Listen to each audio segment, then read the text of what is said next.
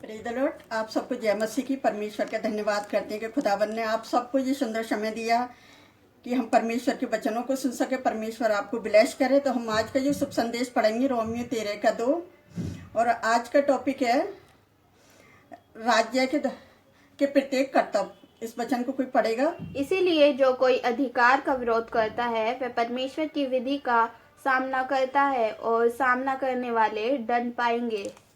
Hallelujah. अगर हम पहले अध्याय में पढ़ेंगे इसी में से, तो हर एक व्यक्ति शासक अधिकारियों के अधीन रहे, क्योंकि कोई अधिकार ऐसा नहीं जो परमेश्वर की ओर से ना हो। जो अधिकार भी परमेश्वर के ठहराए हुए हैं। हालेलुया। जैसा अगर हम 3 में पढ़ेंगे तो क्योंकि हकीम अच्छे काम के लिए नहीं, वे बुरे काम के लिए भी डर का कारण है। यदि तू हकीम से निडर रहना चाहता है तो अच्छा काम कर, क्योंकि उसकी ओर से तेरी सराहना होगी। अगर हम 4 में पढ़ेंगे तो उसमें लिखा है, क्योंकि वह तेरी भलाई के लिए परमेश्वर का सेवक, परंतु यदि तू बुराई करे तो डर, क्योंकि वह तलवार व्यर्थ लिए हुए नहीं और परमेश्वर का सेवक है। उसके क्रोध के अनुसार बुरे काम करने वालों को दंड दे। हालेलुया। तो आगे अगर हम एक वचन और पढ़ेंगे, पहला तीमुथियुस 2:2 राजा और सब ऊंचे पद वालों के निमित्त, इसलिए कि हम विश्राम और चैन के सारी भक्ति और गंभीरता से जीवन बिताए। हालेलुया। जब हम परमेश्वर की अगुवाई के बिना सरकारी अधिकारियों का विरोध करते तभी परमेश्वर का विरोध करते हैं। इसके साथ ही हम उसके लिए दंड दिया जाएगा, लेकिन परमेश्वर हमें दंड देगा। हालांकि वह अभी जिस तरह से हमने वचन में पढ़ा था कि किस तरह से परमेश्वर हमें बुरे कार्यों के लिए दंड देता है और सरकारी अधिकारियों को जिसका हमने विरोध किया है हमें दंड देने के लिए उपयोग करता है। क्योंकि सरकारी अधिकारी भी किसी न किसी बहाने से कोई ना कोई उपयोग करता है कि मतलब मैं किसी तरह से दंड दूं।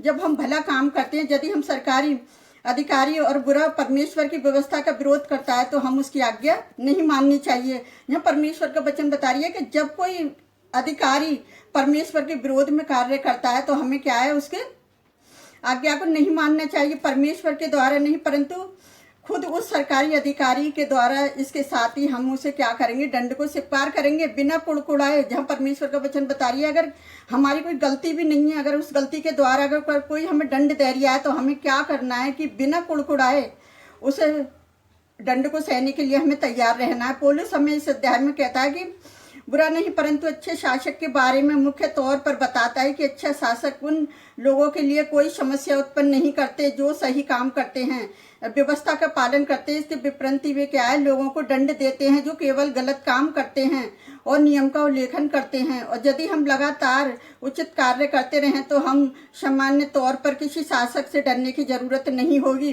क्योंकि वह तुम्हारी भलाई के लिए परमेश्वर का सेवक है। जैसा भी हमने 4 में पढ़ा था, कोई शासक क्या भलाई करता है, वह शांति स्थापित करता है।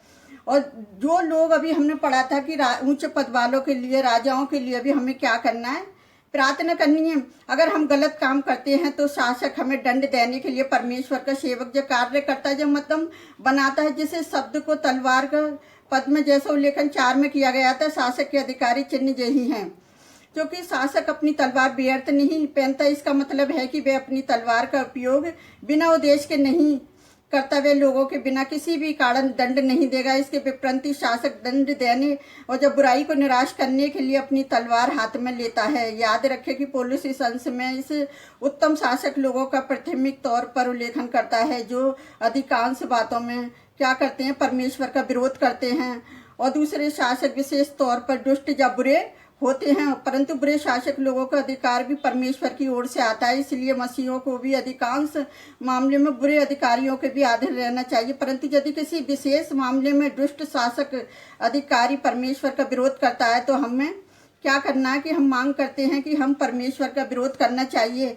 क्योंकि जो परमेश्वर का विरोध करते हैं हमें भी क्या करना है, उनका विरोध करना चाहिए। तभी उस मामले में हमें निडर होकर और शासक की आज्ञा मानने से इनकार कर देनी चाहिए जो परमेश्वर का विरोध करता है, और अपने अधिकारी की आज्ञा का पालन केवल डर के कारण ना करें, हमें बिल्कुल विवेक के कारण करें और उसकी आज्ञा को माने। इसका मतलब है कि हम परमेश्वर के प्रत्येक प्रेम के कारण हम अपने शासक लोगों की आज्ञा का पालन करें और अपने हृदय से उनकी आज्ञाओं का पालन करें। हालेलुया। तो परमेश्वर का धन्यवाद करते हैं। जैसे अभी हमने 2:2 में पढ़ा था कि राजा और सब ऊंचे पद वालों के लिए निमित्त इसलिए कि हम विश्राम और चैन के साथ सारी भक्ति और गंभीरता से जीवन बिताएं। और ये परमेश्वर ये हमारा उद्धार करता परमेश्वर को भी भाता है और उसे अच्छा लगता है जब हम अच्छे काम करते हैं। तो वो हमारा परमेश्वर जो हमेशा हमारे साथ रहता है, हमेशा हमारी अगुवाई करता है। कई बारी बुरे लोग हमारा विरोध करते हैं, लेकिन यहाँ परमेश्वर का वचन बता रही है कि तुम्हें हंसते हुए क्या करना है, उस विरोध को सहना है। अगर हम उस विरोध को सहते हैं तो परमेश्वर हमारी ओर से लड़ने वाला परमेश्वर हमारे साथ है। और वो हमेशा अपने बेटे बेटियों से कहता है, डर मत, मैं तेरे साथ हूँ, इधर उधर मत ताक, मैं तेरे साथ हूँ। तो परमेश्वर ने पूरी बाइबल में 300 से ऊपर बार कह रखा है कि मतलब डर मत, मैं तेरे साथ हूँ। तो परमेश्वर हमारे साथ है। तो मेरे प्रिय भाई बहनों, नई सरकार बन रही है, जो आपके देश में कोई भी MLA जाए, विधायक जो भी चुना जाए, आप उसका आदर और सम्मान करें, उसके लिए प्रार्थना करें और अपने देश की सरकार के लिए प्रार्थना करें। क्योंकि जो परमेश्वर की ओर से जो व्यवस्था दी जाती है उसका भी पता है क्या है, पालन करना चाहिए। हमें परमेश्वर की आज्ञा का भी पालन करना चाहिए, क्योंकि हम ईमानदारी से जब काम करते हैं तो परमेश्वर और भी हमें ऊंचे पद देता है और भी लोग हमारी भलाई करते हैं कि वो बंदा कितना अच्छा था, उसके हाथ में परमेश्वर ने देश दिया है। तो आज परमेश्वर ने इनको भी, सरकार को मौका दिया है, तो बड़ी ईमानदारी के साथ अपने देश को संभालें। और जब तक हम दुआएं नहीं करेंगे, दुआओं में इतनी ताकत होती है कि परमेश्वर हमारी दुआओं को सुनता है कि हमें फास्ट के साथ अपने देश के लोगों के लिए प्रार्थना करना व्यर्थ न जाएगी, एक आशीष बनेगी। तो मैं अपने परमेश्वर का धन्यवाद करती हूँ और अपने मसीह भाई बहनों से यही कहना चाहती हूँ कि हर बुराई में सतर्क रहें, सावधान रहें और परमेश्वर के वचनों का पालन करें सावधानी से, और परमेश्वर के काम में लगे रहें और पीछे ना हटें, क्योंकि परमेश्वर सबको आशीष देने वाला परमेश्वर है। क्योंकि वो बुरे कामों का दंड भी देता है। जब कोई बुरा काम करता है तो जो अच्छा काम करता है तो वो अच्छाई का फल मिलता है उसको। तो हमें अच्छाई के फल के लिए हमें क्या करना है, अपने शासकों के लिए, प्रशासन के लिए प्रार्थना करनी है कि वो परमेश्वर के नाम से अच्छे तरह से अपने देश को चला सकें। और हर एक नेता के लिए, अपने देश के लिए, अपने राज्य के लिए, जहाँ तुम रहते हो उस राज्य के लोगों के लिए भी क्या करना, हमें प्रार्थना करनी है। क्योंकि परमेश्वर का वचन हमें यही बताता है कि हमें एक दूसरे के लिए प्रार्थना करनी है। तो मैं परमेश्वर यहोवा का धन्यवाद करती हूँ आज के इस वचन के लिए। तो आइए हम आप सबके लिए प्रार्थना करते हैं, आप भी हमारे साथ मिलकर प्रार्थना करें। Hallelujah, hallelujah. धन्यवाद करते हैं मेरे राजाओं के राजा, प्रभुओं के प्रभु, आप महान है राजा, आप स्तुति के योग्य हैं मेरे परमेश्वर पिता। आप सबके ऊपर शासक है मेरे यहोवा परमेश्वर, आप सारे राज्यों को चलाने वाले परमेश्वर है मेरे यहोवा परमेश्वर। जो नई सरकार को पिताजी अगर आपने चुना है तो खुदावन आपके चुने हुओं की तरह पिता वो देश को चलाने में उनको आपकी मदद की जरूरत है प्यारे यहोवा परमेश्वर। और मैं आपसे विनती करती पिताजी, कोई दुष्ट आत्माएं उनके ऊपर ऐसी हावी ना हो कि अपने देश को बदनाम कराएं प्यारे पिता परमेश्वर। और मैं उन लोगों के लिए भी प्रार्थना करती हूँ जो अपने देश के राजा का अपमान करते हैं खुदावन, बल्कि वो अपमान नहीं, वो दुआएं करें उनके लिए कि हमारे देश का राजा एक अच्छा राज्य चला सके प्यारे जो परमेश्वर। मैं अपने देश के हर एक मनुष्य को आपके हाथ में देती हूँ खुदावन कि एक दूसरे के लिए प्रार्थना करें पिता। प्रार्थना से बड़े बड़े बंधन टूट जाते हैं प्यारे पिता परमेश्वर। मैं अपने दिल्ली शहर के लिए भी यही प्रार्थना करती हूँ खुदावन, आप किसको बैठाना चाहते हैं प्यारे पिता परमेश्वर, जो भी बैठे वो ईमानदारी और सच्चाई से काम करे कि आपका नाम ऊंचा हो प्यारे पिता परमेश्वर। मैं हर एक राज्य के नेताओं के लिए प्रार्थना करती हूँ खुदावन, जहाँ भी आप बिठाओगे उन्हें प्यारे पिता परमेश्वर वो भी सच्चाई और ईमानदारी से काम करें प्यारे पिता परमेश्वर, क्योंकि आप वफादारों के साथ होते हैं मेरे खुदावन। हर एक जन के लिए मैं यही प्रार्थना करती हूँ, अपने देश के प्रधानमंत्री, राष्ट्रपति, CMO के लिए प्यारे पिता परमेश्वर, जो नई गद्दी पर आप उन्हें बिठाने जा रहे हो, आप उनकी सहायता, उनकी मदद करें प्यारे पिता परमेश्वर की,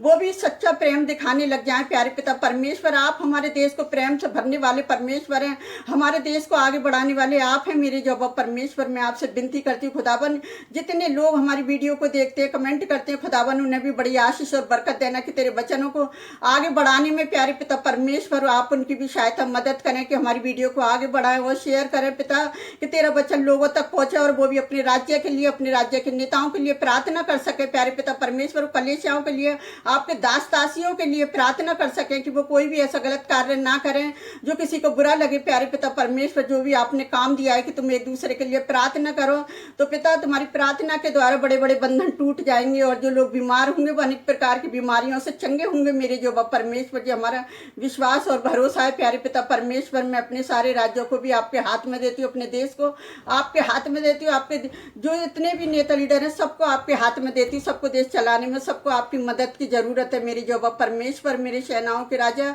और हम आपसे क्या मांगे मेरे पिता परमेश्वर के हमारे यीशु मसीह का लहू बहाना, बलिदान होना व्यर्थ न जाए, तीसरे दिन मुर्दों में से उठना व्यर्थ न जाए, एक आशीष बन जाए मेरे पिता परमेश्वर की जो पास के साथ प्रार्थना करना उनके लिए व्यर्थ न जाए, एक आशीष बनकर उभरे मेरे जो परमेश्वर। एक हमारा देश नंबर 1 पे पहुंचे प्यारे पिता परमेश्वर। जो बुराइयां हमारे देश में आ रही हैं उस बुराई को हम यीशु नासरी के नाम से नष्ट करते हैं पिता। हम सारा आदर महिमा आपको देते हैं, हम सारी कमी घटियों को आपके चरणों में डालते हैं मेरे खुदावन। हम जो भी मांगते हैं यीशु के पवित्र और सामर्थी नाम पर प्रभु आप सबको आशीष दें।